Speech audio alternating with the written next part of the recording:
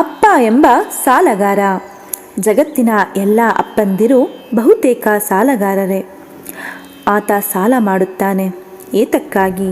ಮಗನ ಓದಿಗಾಗಿ, ಅಮ್ಮನ ಓಲೆಗಾಗಿ, ತನ್ನ ರೋಗಕ್ಕಾಗಿ, ಗೆಳೆಯನ ಕಷ್ಟಕ್ಕಾಗಿ, ಮಗ ಅಥವಾ ಮಗಳ ಬರ್ತ್ಡೇ ಗಿಫ್ಟ್ಗಾಗಿ, ಪೋಸ್ಟ್ ಆಫೀಸಿನ RD ಅಕೌಂಟಿಗಾಗಿ, ಲೈಫ್ ಇನ್ಶೂರೆನ್ಸ್ನ ಪ್ರೀಮಿಯಂ ಹಣಕ್ಕಾಗಿ, ನಿಮ್ಮ ಕೋರ್ಸಿಗೆ ಬೇಕೇ ಬೇಕು ಎಂದು ನೀವು ಹಠ ಹಿಡಿದು ಕೊಡಿಸಿಕೊಳ್ಳುವ ಕಂಪ್ಯೂಟರ್ಗಾಗಿ, ಗೆಳೆಯರೆಲ್ಲರ ಬಳಿ ಇರುವ ದುಬಾರಿ ಬೈಕು ನಿಮಗೂ ಬೇಕೆಂದಾಗ, ಸೆಕೆಂಡ್ ಇನ್ಸ್ಟಾಲ್ಮೆಂಟ್ನ ಫೀಸ್ ಬಾಕಿ ಇದೆ ಎಂದು ಮಗನ ಕಾಲೇಜಿನಿಂದ ಲೆಟರ್ ಬಂದಾಗ, ಹಾಸ್ಟೆಲ್ನಿಂದ ಫೋನ್ ಮಾಡಿದ ಮಗಳು ಪ್ರಾಜೆಕ್ಟ್ ಮಾಡಲು ಇಂಟರ್ನೆಟ್ ಬೇಕೆಂದಾಗ, ಸಂಬಂಧಿಕರ ಮದುವೆಗೆ ಹೋಗಲು ಮೈಸೂರು ಸಿಲ್ಕ್ ಸೀರೆಯೇ ಬೇಕೆಂದು ಅಮ್ಮ ಕೋಪದಿಂದ ಕೋಣೆ ಸೇರಿ ಕೂತಾಗ, ಅಜ್ಜ ಅಜ್ಜಿಯ ಅನಾರೋಗ್ಯ ಕಂಗೆಡಿಸಿದಾಗ, ದೂರದೂರಿನಿಂದ ಮಗ ಕಾಲ್ ಮಾಡಿ ನಾನು ಗೆಳೆಯರೊಡನೆ ಉತ್ತರ ಭಾರತ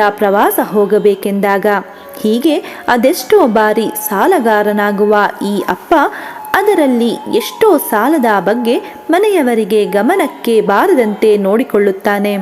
ಕೆಲವೊಮ್ಮೆ ಸಾಯುವ ತನಕ ಸಾಲದಲ್ಲೇ ಮುಳುಗಿ ಮಕ್ಕಳಿಂದ ಛೀಮಾರಿ ಹಾಕಿಸಿಕೊಳ್ಳುವುದೂ ಉಂಟು. ಯಾವೊಬ್ಬ ಸಾಲಗಾರನು ಮನೆಯವರೆಗೆ ಬರದಂತೆ ನೋಡಿಕೊಳ್ಳಲು ಆತ ಮಾಡುವ ಹರಸಾಹಸಗಳು ಅಷ್ಟಿಷ್ಟಲ್ಲ. ಇಷ್ಟೆಲ್ಲ ಸಾಲ ಮಾಡಿದ ಅಪ್ಪನ ಋಣಭಾರ ನಮ್ಮ ಮೇಲಿದೆ ಅನ್ನೋದನ್ನು ನಾವು ಮರೆಯದಿದ್ದರೆ ಅಷ್ಟೇ ಸಾಕು. ಮಹತ್ತರವಾದುದೊಂದು ಓದಿಬಿಡುತ್ತೇನೆ, ಏನೋ ಸಾಧಿಸಿಯೇ ಬಿಡುತ್ತೇನೆ ಎಂದು ಲಗೇಜ್ ರೆಡಿ ಮಾಡಿಕೊಂಡು ದೂರದ ಪಟ್ಟಣಕ್ಕೆ ಹೊರಟು ನಿಂತಿರುತ್ತೀರಿ.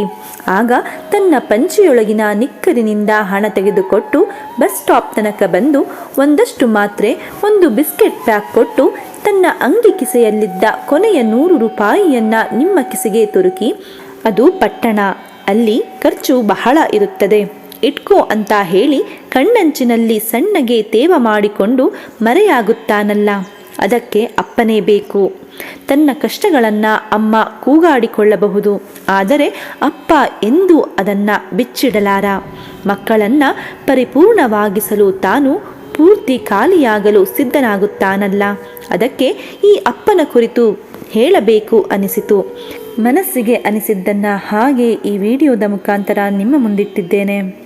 ನಿಮಗೂ ಕೂಡ ನಿಮ್ಮಪ್ಪನ ಬಗ್ಗೆ ಸ್ವಲ್ಪನಾದರೂ ಕಾಳಜಿ ಇದ್ದರೆ ಅವರ ಕೊನೆಗಾಲದಲ್ಲಿ ಅವರಿಗೆ ನೋವನ್ನು ಕೊಡದೆ ಪ್ರೀತಿಯಿಂದ ನೋಡಿಕೊಳ್ಳಿ. ಇದೊಂದೇ ಕೋರಿಕೆ. ಧನ್ಯವಾದ.